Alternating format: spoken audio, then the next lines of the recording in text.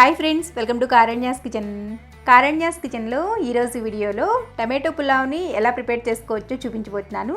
కానీ చిన్న చిన్న టిప్స్ యూజ్ చేసి ఈ పులావ్ని ప్రిపేర్ చేశారంటే పులావ్ ఫ్లేవర్ఫుల్గా ఉంటుంది అండ్ బిర్యానీని మించిన టేస్ట్ ఉంటుంది. ఒకసారి తప్పకుండా ట్రై చేయండి. ఏం వండాలో తెలియనప్పుడు సింపుల్గా చేసేసేయచ్చు. ఇప్పుడు ఎలా ప్రిపేర్ చేసుకోవచ్చు టమాటో పులావ్ అనేది వీడియోలోకి వెళ్ళి చూసేయండి.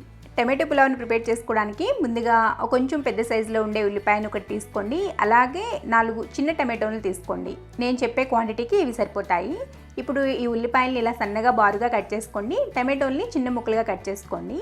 అలాగే పచ్చిమిర్చిని కూడా 2 తీసుకొని ఇలా చీల్చుకుని పెట్టుకోండి. నెక్స్ట్ పులావ్ ప్రిపేర్ చేసుకోవడానికి స్టవ్ ఆన్ చేసుకుని స్టవ్ మీద ఒక కుక్కర్ని పెట్టుకోండి. కుక్కర్లో అయితే ఫాస్ట్గా అయిపోతుంది అండ్ మీకు ఈజీగా కూడా ఉంటుంది. ఇప్పుడు ఇందులోకి ఒక 2 టేబుల్ స్పూన్ల వరకు నూనె వేసుకోండి. నూనె కొంచెం వేడైన తర్వాత ఇందులో పులావ్ దినుసులు ఉంటాయి కదా, వాటన్నిటిని కూడా వేసుకోండి.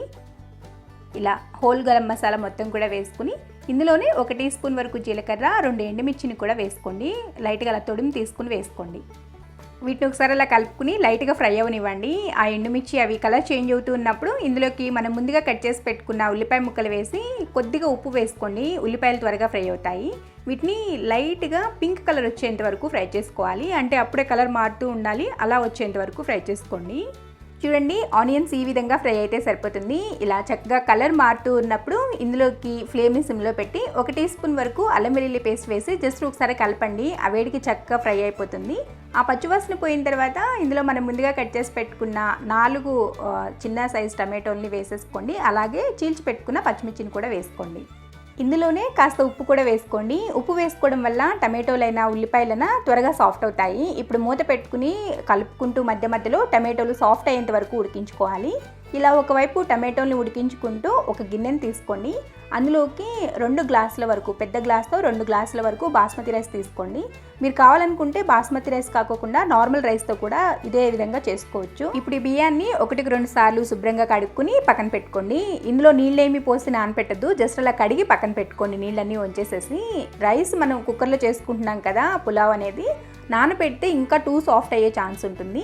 అందుకని నానపెట్టుకోకుండా ఈ స్టేజ్లో కడిగేసేసుకుని పక్కన పెట్టుకోండి. 80% సాఫ్ట్ అయిపోయాయి. ఇప్పుడు ఇందులోకి కొన్ని మసాలాలు వేసుకోవాలి. జస్ట్ పావు టీ స్పూన్ కన్నా ఇంకో కొంచెం తక్కువగానే పసుపు వేసుకోండి. వేసుకున్నామా లేదా అన్నట్లుగా వేసుకోవాలి.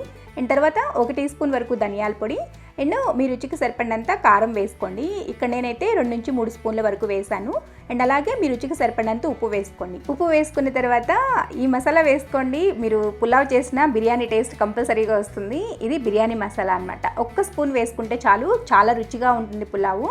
అండ్ లాస్ట్లో కొద్దిగా కొత్తిమీరను కూడా వేసుకుని చక్కగా ఒకసారి కలిసేట్లు కలుపుకోండి. ఇంకా ఇందులో జీలకర్ర పొడి కానీ ఇంకేమి వేయాల్సిన అవసరం లేదు. బిర్యానీ మసాలా ఏదైనా సరే పర్వాలేదు, చికెన్ అయినా లేదంటే నార్మల్ బిర్యానీ మసాలా, వెజ్ బిర్యానీ మసాలా అయినా సరే వేసుకోండి.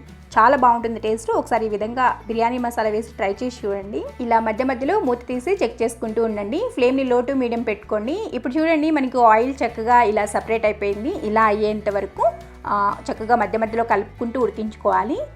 ఇలా సపరేట్ అయిన తర్వాత చక్కగా ఒకసారి కలిసేట్లు కలుపుకోండి. టమాటోలు కూడా చక్కగా సాఫ్ట్ అయిపోతాయి. ఈ స్టేజ్లో ఇప్పుడు ఇందులో మనం ముందుగానే కడిగి పెట్టుకున్న రైస్ వేసుకోండి. ఎక్స్ట్రా నీళ్ళు ఏమైనా ఉంటే వేయకండి, ఓన్లీ ఆ బియ్యాన్ని మాత్రమే వేసుకోండి. ఇప్పుడు మనం తీసుకున్న 2 గ్లాసుల బియ్యంకి 3 గ్లాసుల వరకు నీళ్ళని పోసుకోవాలి. అంటే గ్లాస్ బియ్యంకి గ్లాసున్నర నీళ్ళు అయితే సరిపోతాయి. మనం రైస్ని నానబెట్టుకోలేదు కాబట్టి గ్లాసున్నర నీళ్ళు పోస్తున్నాము. అదే నానబెట్టిన వాళ్ళైతే కాస్త తగ్గించి పోసుకోవాలి. ఇప్పుడు ఈ నీళ్ళు పోసేసుకున్న తర్వాత జస్ట్ ఒక్కసారి అలా మిక్స్ చేయండి గెరెట్తో. ఎక్కువగా ఓవర్ మిక్స్ చేయొద్దు, రైస్ అనేది విరిగిపోయే ఛాన్స్ ఉంటుంది. ఒకసారి అన్నీ చక్కగా కలిసేట్లు కలుపుకుని ఇప్పుడు మీరు కావాలనుకుంటే సాల్ట్ చెక్ చేసుకుని వేసుకోవచ్చు. నేను ఆల్రెడీ ఉల్లిపాయలు టమాటోలు ఫ్రై చేసేటప్పుడు వేసాను కదా, అది సరిపోతుంది, అందుకే నేను వేయలేదు. మీరు కావాలనుకుంటే చెక్ చేసుకుని వేసుకోండి. ఇప్పుడు ఒకసారి కలిపి మూత పెట్టేసేసుకుని విజిల్ పెట్టుకుని హై ఫ్లేమ్లో 2 విజిల్స్, లో ఫ్లేమ్లో 1 నిమిషం పాటు ఉంచుకుని స్టవ్ ఆఫ్ చేసి కుక్కర్ పూర్తిగా ఆవిరిపోయిన తర్వాత మూత తీసి చూస్తే చాలా సింపుల్ అండ్ చాలా చాలా టేస్టీ అయిన టమాటో పులావ్ అయితే రెడీ అయిపోతుంది. సో ఇలా ట్రై చేయండి. టమాటో పులావ్ చాలా రుచిగా ఉంటుంది. సో దీనికి సైడ్గా కూడా ఏమీ అవసరం లేదు. ఉట్టిగా తిన్నా కూడా అంత టేస్టీగా, అంత ఫ్లేవర్ఫుల్గా ఉంటుంది.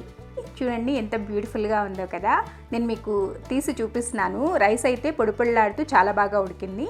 ఉడకకుండా లేదు, అలాగని మాయిశ్చర్ లేకోకుండా లేదనమాట. మాయిశ్చర్ ఉంది అండ్ సాఫ్ట్గా ఉడికింది. చాలా బాగుంది.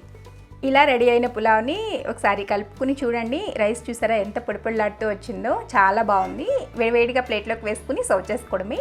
మీరు ఉట్టిగా తిన్నా బాగుంటుంది, లేదనుకుంటే ఏదైనా రైతాతో సర్వ్ చేసుకున్నా కూడా చాలా రుచిగా ఉంటుంది. చూసారు కదా, చాలా సింపుల్గా టేస్టీగా టమాటో పులావ్ని ఎలా ప్రిపేర్ చేసుకోవచ్చు. మీకు ఈ వీడియో కానీ నచ్చినట్లయితే వీడియోని లైక్ చేయండి. ఈ టమాటో సింపుల్ పులావ్ రెసిపీని మీ ఫ్రెండ్స్కి రిలేటివ్స్కి షేర్ చేయండి. మరిన్ని యమ్మీ అండ్ టేస్టీ రెసిపీస్ కోసం కారణ్యాస్ కిచెన్ని సబ్స్క్రైబ్ చేసుకోండి. పక్కనే ఉన్న గంట సింబల్ని కూడా నొక్కండి. Thanks for watching.